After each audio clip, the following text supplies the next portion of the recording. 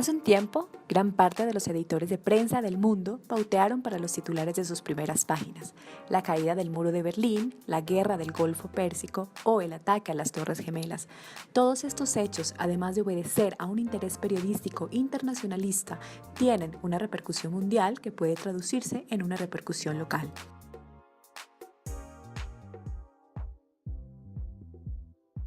El periodismo internacional es también hasta cierto punto un traductor intercultural parcialmente responsable según el medio de comunicación y de los intereses que confluyen entre sus dependencias gubernamentales y económicas, de consolidar una opinión pública transnacional.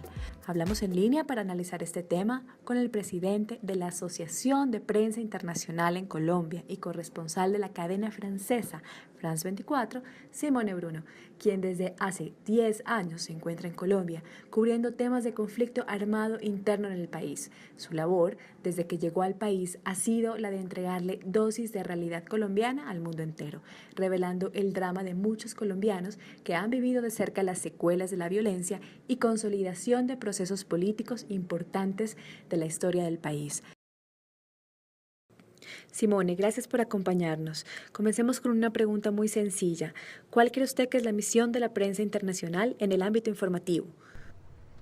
Bueno, la prensa internacional tiene la tarea de contar a su audiencia, que puede ser la audiencia, digamos, de un país específico o en otros casos una audiencia internacional, lo que acontece, lo que pasa en un país particular. Además, poniéndolo en un contexto, o sea, es decir, explicando por qué pasan algunos fenómenos y intentar relacionarlos en un cuadro donde son muy importantes las relaciones entre los países. Simone, y en su caso específico, ¿cómo ha sido su experiencia como corresponsal internacional en Colombia? ¿Cuál es el tema que más ha comunicado de este país?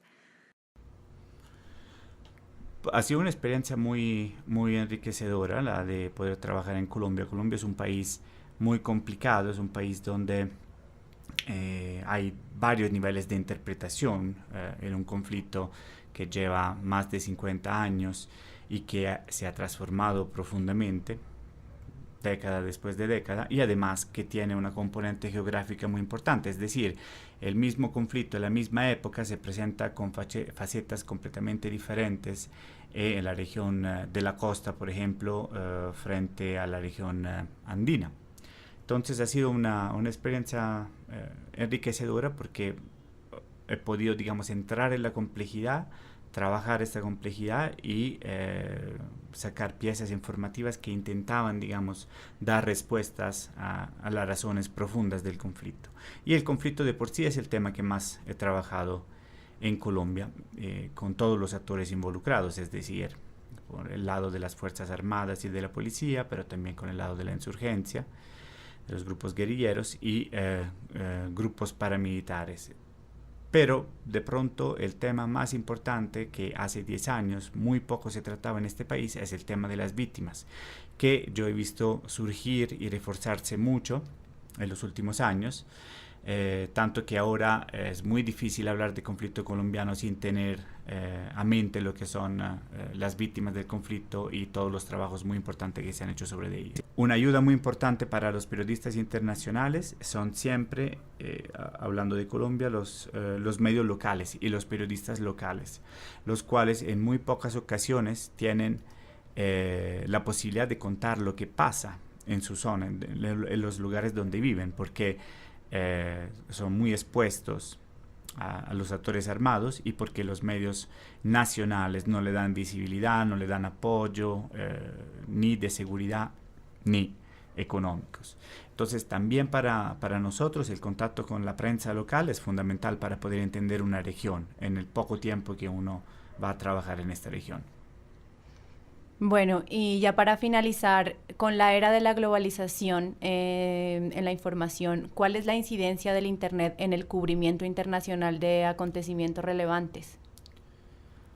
Pues hay varios aspectos acá. Por un lado, la difusión del Internet hizo que la gente se acostumbrara a tener las noticias de forma gratuita, lo que hizo desangrar, digamos, los medios tradicionales de comunicación. Al principio fueron los de la prensa escrita Y sucesivamente ahora estamos viendo también que lo mismo está pasando con los canales de televisión. Es decir, antes estos medios se podían dar el lujo de tener corresponsales con buen sueldo en varios países del mundo, mientras que ahora esto es un lujo que está reservado a muy pocos medios que todavía tienen una buena disponibilidad de dinero. Entonces obviamente se reduce la calidad también de la información internacional. Y por otro lado, pero también hay una más grande horizontalidad, es decir, ahora los contenidos son producidos no solo por los medios, sino que también por la gente del común, a través especialmente de las redes sociales. Ahora, el gran esfuerzo que tiene que hacer el periodista es considerar a todo lo que ve en el Twitter y todo lo que ve en el Facebook, para citar dos redes, como fuentes y no como noticias, y entonces tratarlas como fuentes, es decir, alguien está diciendo esto, antes que esta noticia se vuelva parte de mi información, de lo que yo voy a comunicar, tengo que verificar la fuente, como siempre se ha hecho en la historia del trabajo periodístico. Pero digamos, indudablemente es una ayuda enorme en la facilidad de contactar las personas que se quieren entrevistar y en la búsqueda de información sobre el específico hecho que uno está cubriendo.